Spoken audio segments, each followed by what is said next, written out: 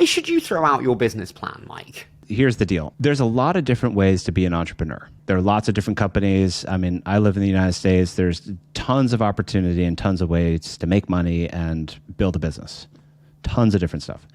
What I find most people do is they spend a whole bunch of time on like the idea, like the business plan. Like, oh, here's how we're going to make money. This is what it is. Like, I can't leave my job until I've like actually, like I've figured out all these things. And usually you can't really foresee what the future looks like. So oftentimes people get into a business and then they realize like, oh, there's no business here. Like, we're going to pivot it and we're going to do something else. Or, the business that you start looks nothing like the business that you end up with. Like, perfect example is like Instagram, right? Like, it started as something completely different than where it ended up. So, okay, why spend so much time like figuring out the market and doing all this stuff when like you haven't even decided what you want this business to look like? I think one of the lies of entrepreneurship is that you need to raise money. People think I need to raise money and therefore I need a business plan and therefore I do all this stuff. And what I try to encourage people to do is to try to take a moment. I generally say it's a 3-year vision. So you look 3 years in the future and it's like, what does your life look like? What time are you going to work? Are you going to work? What does your office look like? Like, who are you talking to? What are the core functions you're doing on a daily basis? Did you get 2 workouts in? Are you hanging out with your family? Like architect a day, like think about a day. Oftentimes I think like walking in the woods and like, really getting, in tune with what your soul is looking for is the way to do it. And what you find is like a lot of people are chasing a lifestyle. They're not chasing a business. Now, that's not true for everything. Like, we're not talking about launching ChatGPT or putting a rocket into space. We're talking about like entrepreneurship. And, the person who owns the dog poop cleanup company is doing quite well for themselves and has a pretty sweet lifestyle, provided they've outsourced the dog poop pickup, which they probably had to start doing. So, what I try to say is like, obviously a business plan is important, and it's especially important if you're going to go raise venture.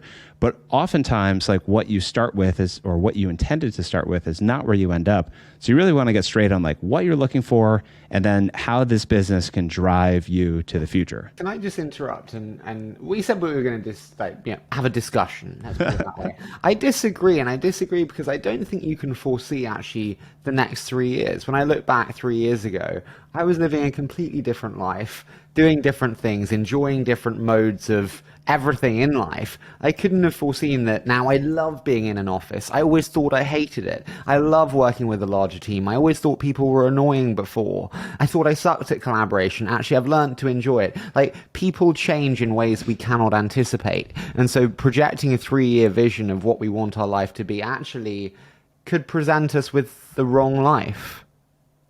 Yeah, I mean, that's a great point. So I will respond with the story of writing that for ButcherBox. Okay. So my plan for ButcherBox, when I started ButcherBox in 2015, my vision was that I was in Argentina.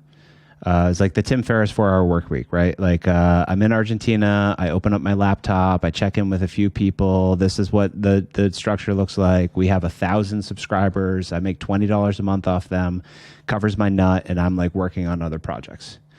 And there was a lot of detail in there, but that was like essentially the point. It was a hobby business, right? 3 years after I started ButcherBox, we were like north of $100 million. I had, 50 employees. I mean, we were like humming, and I had failed at my vision. Activating my vision did not happen. I did not create a hobby business, although I could argue. So like if you looked at the vision, you looked at what I had, you'd be like, yeah, what's the point of doing this? When you look at the details, though, there's all of these things, all of these threads that were dead on accurate.